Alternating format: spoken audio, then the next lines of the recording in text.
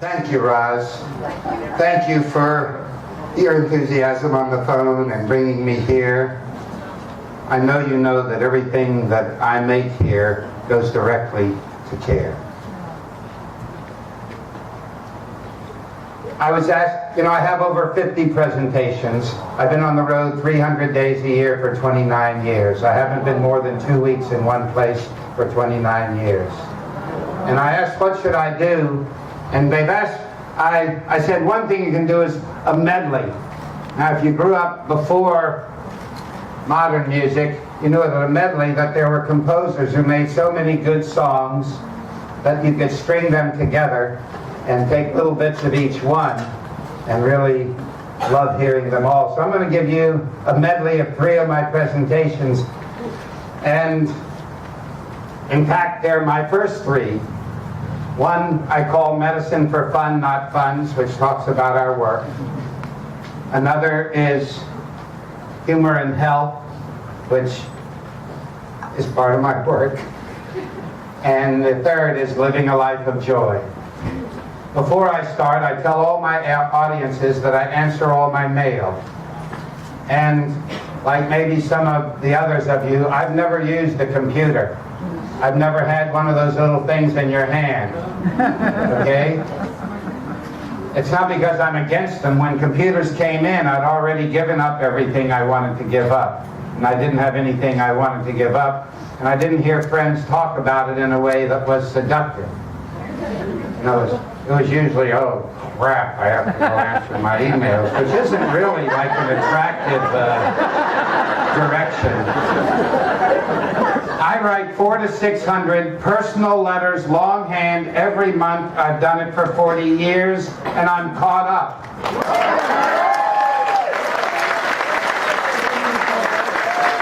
Ironically, I'm going to tell you or your grandchildren to go to patchadams.org, which I've never been to, and get my address. 2 rules: it needs to be in English, sorry, and it needs to have a clear return address. I have never not answered a letter, and I'm caught up, okay? So if you don't get an answer, I think we know the post office isn't perfect. So please write me if you need a friend, if you have ideas no one will listen to. If you just want to argue and tell me what a creep I am, I want to hear it. Thank you. Okay, I'm 68. I entered medical school in 1967 as a political activist. That's who I am. Clowning and medicine are 2 of my vehicles. I want a different world. I want a world where no one alive can remember what the word war means. They have to look it up in the dictionary.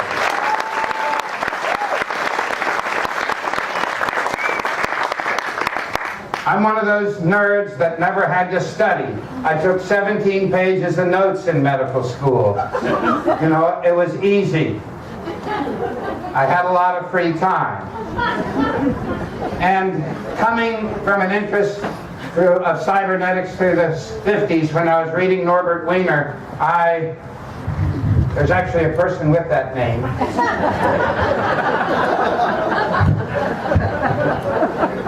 So I love whole systems things. So what my idea was that during medical school, I was going to study the way healthcare was delivered throughout the United States, around the world, throughout history, because I wanted to make a hospital that could show you could address every single problem of the way care was delivered in one model. Not as the answer to those needs, but to show you there are answers possible, and if this crazy person is doing this model, what's my fantasy model?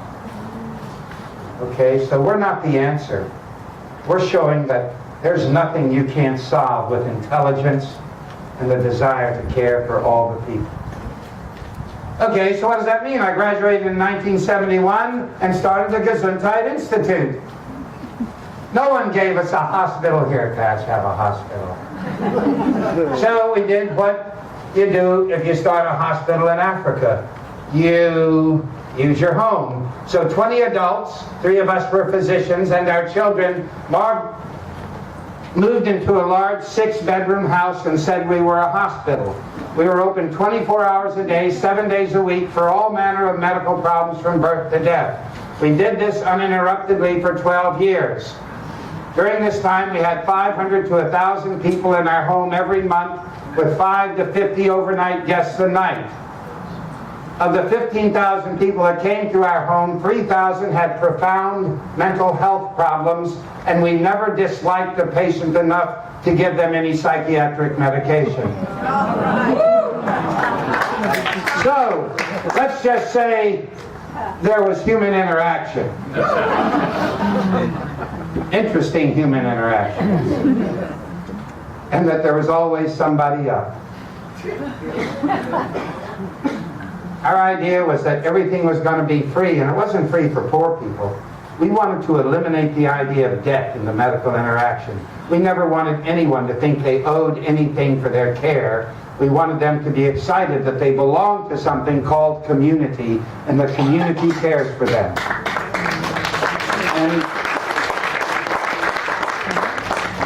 And so if you wrote us a check, we returned it. Because you could not give us any indication that you're paying us for what we did.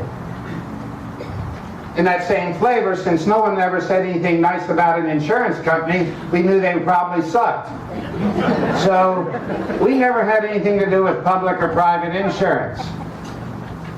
Woo, free at last. Probably the reason that it's been really hard to build our hospital is that we're the only hospital in this country daring to not carry malpractice insurance. We know we need the right to make a mistake, that medicine is an art, not a perfection. And we knew that we would make millions of mistakes. We didn't have patient signs waivers. Sue us. We made millions of mistakes and we were never sued. I'm a family doctor, and I was trained to be a doctor in 7.8 minutes, and you can do something in 7.8 minutes. But you cannot be a doctor in 7.8 minutes. Why would you have learned all that stuff? My initial interview with a new patient is 3 or 4 hours long. And if you can get a sense of how intense I am, you can imagine I ask every question sensitive to life. There's not a part of your personal and private and individual life that I don't ask on the first date. I also went to the home of every patient, because no matter how much you think you can learn from them in your office, there's nothing like what you can do snooping. You know, if I went over your house with a fine-tooth comb, I'd know something. I'd peek. Of course, when I spent that kind of time with patients, I found what my great love of literature, which has probably been my greatest personal gift to myself, is reading many thousands of books of the great world literature. I found 3% of our adult population had self-esteem. Almost nobody loved themselves. I love me. Aren't I great? I found less than 5% had any idea what a day-to-day vitality for life is about. Yay, life. In fact, the normal adult, I found, didn't like themselves, didn't like their marriage, and didn't like their work, and that wasn't why they were coming to the doctor. This was never mentioned once in medical school. Love was never mentioned. No medical school in the country teaches compassion. Not a single lecture on being well. So, what do you do with that? And that's why from the very beginning we integrated medicine with performing arts and crafts and agriculture and nature, education, recreation, social service. It was hard to tell if we were an artist colony or an organic farm, certainly a funny farm. And what were we? And everybody was welcome. There was never any time off ever. Our house was always full of human neediness and loneliness and loneliness and neediness and loneliness and anger and craziness. My closest friend in medical school was murdered by one of our patients. If you saw the movie, they make him a woman and make it happen during medical school. It actually happened 6 years after medical school. It was my closest male friend. We let everyone in our home. There was one rule: no physical violence. Verbally, you could be creative. You could stand on the dining room table naked and yell 4-letter words. And that was fine with us. You can be nuts, but we, of course, can be nuts with you. Kind of homeopathy, if you know what I mean. And you can always out-nuts a nut because they're locked into how they're nuts. So I'm remembering the time this 6'9" naked man was on our dining room table yelling F words, and so people like me got him going,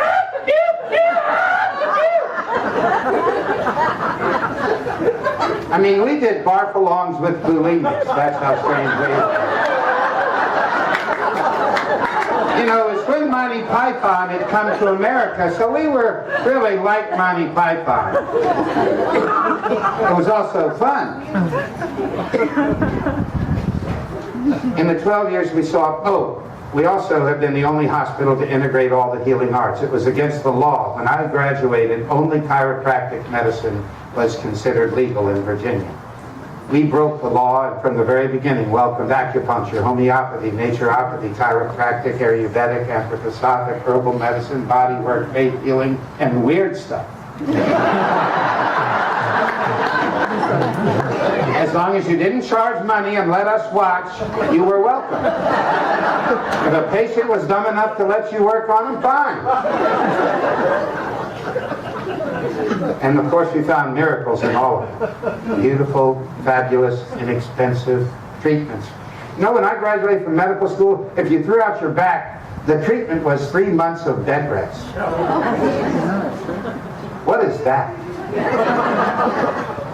I guess they couldn't figure out how to make money from it. One treatment. When I saw what a chiropractor and osteopath could do, not all the time, but many, many, many, many times, one treatment and they're back to cooking, baby. Not that I don't want you spending 3 months in bed if you're with somebody.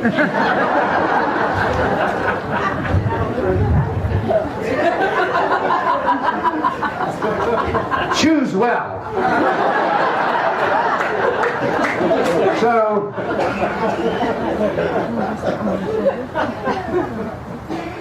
we made no money in this period. No one gave us a single donation. I was 0 for 1,400 in foundation grants.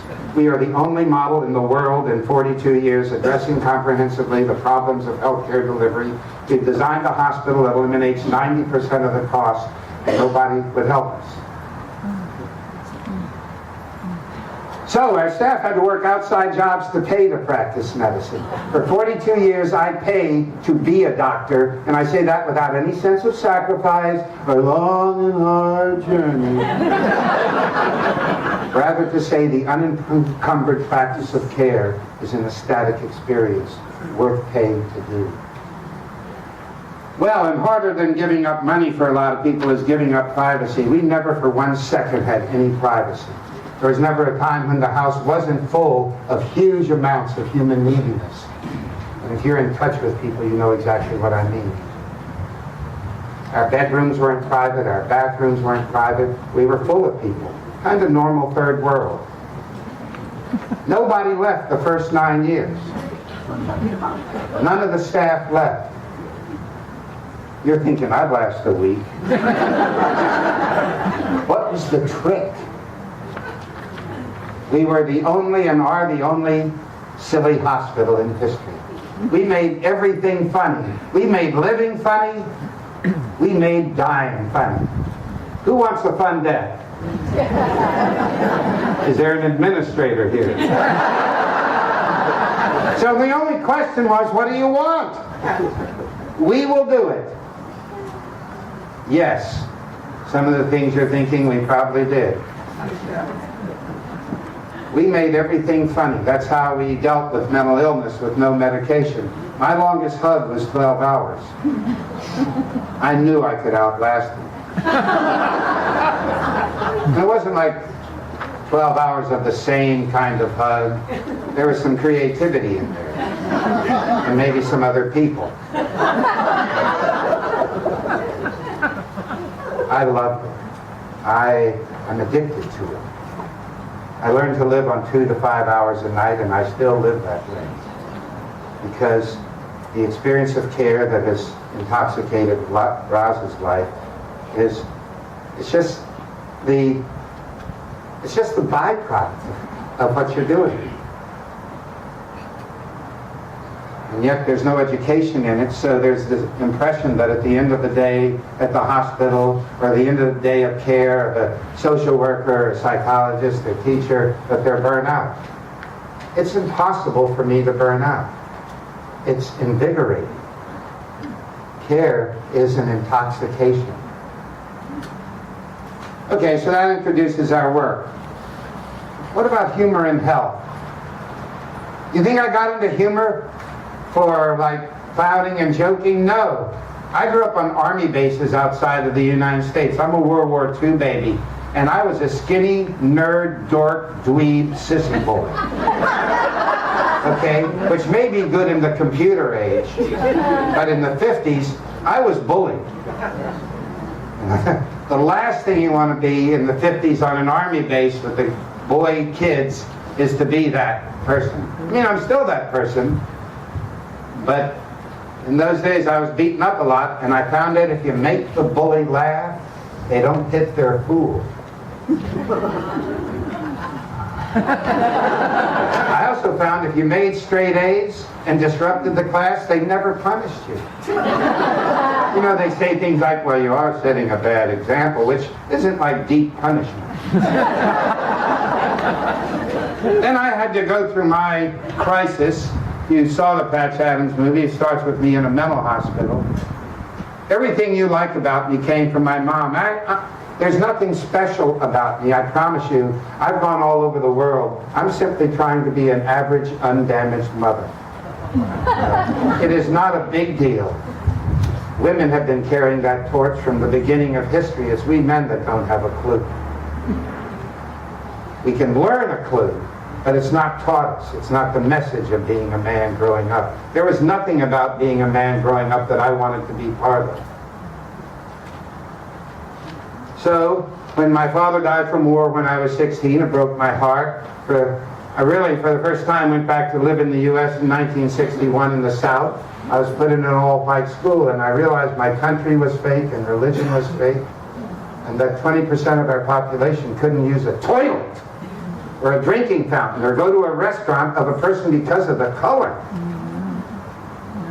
Well, first I hid under my bed and cried, and cried, and cried for a couple of weeks. Then I found that it felt better if I spoke up, so pretty much every day my last 2 years in high school I was beaten up because I couldn't be quiet. It was the only way I could live with myself in this context. And so, by my senior year in high school, I wanted to kill myself. I didn't want to live in a world of violence and injustice. Because my mom was everything, but she wasn't revolution.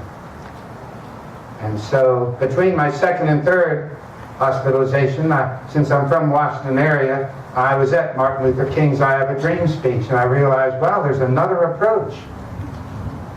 It makes you feel good. I still needed another hospitalization. And in that last hospitalization, lightning struck. You don't kill yourself, you dummy. You make revolution. Revolution. Well, there's a relief. There's something to do. And that's when I found out my mom gave me the greatest gift I think a parent can give their kids. She gave me self-esteem. I love me. So as soon as I decided, I didn't have to develop and find myself. I just had to decide. I decided to serve humanity in medicine because we don't care about our people in this country. And so I've been a free doctor for 42 years, never made a penny in medicine. And the other decision was much more personal. How can I be an instrument for peace and justice in every moment of my life, every waking moment? And so I decided to be happy every second of my life. And I'm 50 years of uninterrupted happiness. And I'm going to tell you after I talk about the humor thing how I did that. Because I'm sorry, it's easy, so you actually want to cover your ears if you want to stay miserable. So, When I left the hospital, I was on fire. I was 18 and too weird to date. And I never had to study for anything, so I had all this free time. I spent 2 hours a day for 2 years calling up wrong numbers to practice talking with people, to see how long I could keep them on the phone. I spent 10 hours a week going up and down the elevators of Washington, because once that door shuts, there are your people. And they can't escape. I was an extreme extrovert before, but I really honed it in those years. And I found that the people were beautiful. What did I have to do? Twinkle eyes, smile in my face, willingness to greet. And that gives you 98% of the people of this world when you decide to do that. And I've done a big study. And so I was doing that study until medical school, and then when I saw that hospitals were miserable places that nobody wanted to be, and that's where we're healing. Hospitals suck, let's work there. 95% of my professors were rude, arrogant men. And that was on their best day. And so I started to put toys in my pockets and got goofy. And when our hospital started and we were living with our patients, clearly, I didn't want like you to sacrifice your life for helping humanity. We wanted it fun. And love is a seduction, but we've got so many weird thoughts about love that it makes us more nervous than comfortable. But humor, even if it's a horrible, the most disgusting joke you ever heard, it gets you laughing before you go, whoop. Damn, it caught me. And so that's when we really started to live silly. And I could tell very easily that that's what kept the staff. No one would leave because there was more fun there than anywhere else. And that, you know, that no one who was depressed, no matter how bad their depression was depressed within 24 hours because there was too much going on. You know, be depressed when I go home. And actually, if somebody said, I'm depressed all the time, I'd handcuff them to me and take them through my day. And when I saw them laughing and enjoying themselves, I'd say, is this one of those depressed all the time guys? You're bragging. And then we closed our doors because we knew it was more important to leave this romantic, pioneering kind of place and say, we need a hospital. No one's going to be interested if we don't actually show a fully technological hospital. They also, no one left the first 9 years. But it was clear after 9 years, they said, Pastor, we can't go on. We need a hospital. And they were right. They all stayed together, but I realized that I have to go on. And that we designed a hospital that you wouldn't want to leave, where every staff person has a room, you have space for your interest and your crafts, and you have a beautiful surgical and all of the technological parts that you need. And so that's what I've worked on now for 30 years with no time off, because I can't wait to have a hospital again, because we can do it at 10% of the cost. We're building a 40-bed hospital in West Virginia, the poorest state for health care. 40 beds for patients, 40 beds for guests like string quartets or medical students from all over the world. I correspond with medical students now from 120 countries. All of the permanent staff will live there as a communal eco-village, eliminating 85% of our environmental footprint. And because we're all living there, everyone will make the same salary, the cleaning person and the surgeon, $300 a month. Why $300 a month? Because we wanted to make it so low it scared people. They wanted to make it perfectly clear that you worked there because you knew you got rich from caring. That that's how you became a billionaire.